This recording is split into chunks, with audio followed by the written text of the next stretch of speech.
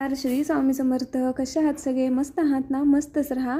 तर हा दिवस आहे रविवारचा. आम्ही निघालो होतो भोलेबाबांचं 12 ज्योतिर्लिंगापैकी एक स्थान असलेलं पुण्यामधलं ठिकाण म्हणजेच भीमाशंकर तिकडे.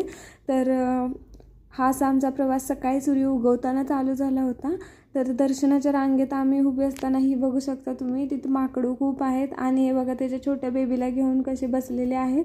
त्यांना लोक ना रांगेत उभे असताना खायला देतात, केळी, चणे, फुटाणे, अजून काय काय. त्यामुळे ते ना असे आपण खायला देतो म्हणून ते असे आपल्याकडे बघत बसतात. तर ह्याची बघा कशी हरकत चालली. आमचं दर्शन खूप छान झालं, पण आतमध्ये फोटो काढण्यास अजिबात परमिशन नव्हती, त्याच्यामुळे आतलं काही शूट घेता नाही आलं. हे बघू शकता बाहेरचा व्ह्यू आहे हा. कळशाचं दर्शन नक्की घ्या असं म्हटलं जातं. कळशाचं दर्शन घेतलं की भगवंताचं दर्शन होतं. तिथून आम्ही सरळ निघालो ओझरच्या गणपती बाप्पांना. ओझरच्या गणपती बाप्पांना जात असताना ती तुम्हाला जी 4 व्हीलर गाडी दिसली ना, त्याच्यावरती स्वामी महाराजांचं दर्शन झालं आणि गणपती बाप्पांचं दर्शनही खूप छान झालं. अर्ध्या 1 तासाचा रस्ता आहे भीमाशंकरपासून, पण आमचं दर्शन खूप छान झालं. हा बघू शकता बाहेरचा व्ह्यू आहे हा. इथे तुम्हाला हार, फुले, पूजेसाठी जे काही साहित्य लागतं म्हणा, किंवा देवींचे मूर्ती, फोटोज, प्रसाद, बऱ्यापैकी सगळं काय आहे. तुम्ही गेलात तर तुम्हाला समजेलच नक्की. आणि हे बघू शकता दगडूशेठ बाप्पांना कसं आहे डायमंडचं, तसंच इथे आहे.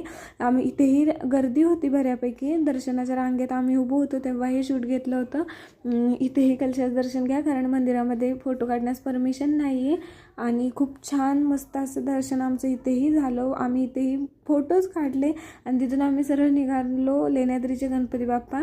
हेही अष्टविनायकापैकी एक स्थान असलेलंच गणपती बाप्पांचं ठिकाण आहे. आणि ह्या पायऱ्या बघून तर मला असं वाटलेलं मी चढते की नाही काय माहिती, कारण पायऱ्या चढणं माझ्याच्यानं होत नाही. पण बाप्पांच्या कृपेने मी व्यवस्थित पायऱ्या चढले. आणि आतमध्ये बघू शकता अगदी एकविरा आई माऊलींच्या कशा लेण्या आहेत तसंच सेम लेण्या आहेत या. इथं नाही लोक 1 रुपयाचे कॉईन इथं मध्य सेंटरला टाकत होते, कारण मला नाही माहिती, पण मला असं वाटतंय की आय थिंक मनातली विश वगैरे कंप्लीट होत असावी असं त्यांचा अशी असेल भावना त्यांची, म्हणून टाकत होते. आणि इथेही आतमध्ये बाप्पांचं शूट घेण्यास परमिशन नव्हती, त्यामुळे मला जेवढं जमेल शक्य होईल तेवढं मी शूट घेण्याचा प्रयत्न केला आहे. आणि बाहेरचा व्ह्यूही 1 नंबर दिसत होता वरतून. अगदी ऊन असल्यामुळे जरा म्हणजे पाऊस असताना तर हिरवळ सगळीकडे पाहायला भेटली असती, पण ऊन असल्यामुळे हे सगळं आपल्याला असं सुकं सुकं सगळं दिसते. पण अगदी छान दिसत होता बाहेरचा व्ह्यू.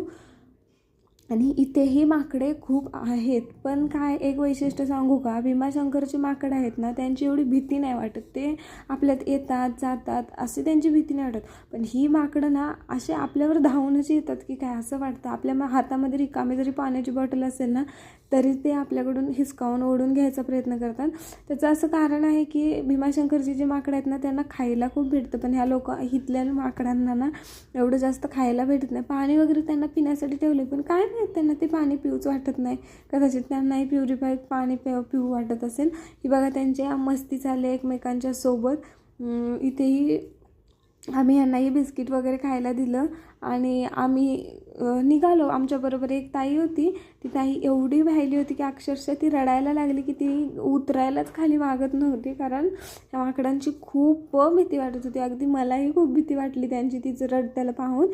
आणि हा बघा मागे वळून काय पाहतोय, जेव्हा आम्ही खाली उतरत होतो ना तेव्हा ही कडेला पायऱ्यांच्या अशी बसली होती. हा बघा काहीतरी खातोय. त्याच्यानंतर आम्ही यांना बिस्किटही खायला दिलं आणि हा बघा मँगोची बॉटल हातातून ओढले आणि मँगो पितोय. असं यांच्या हरकती पाहून ना भीती वाटत होती मला खूप. आणि तिथून आम्ही निघालो आमच्या रूमला जायला. आणि दिवस उगवताना सुरू झालेला प्रवास मावळताना संपला. कसा वाटला व्हिडिओ नक्की सांगा. श्री स्वामी समर्थ.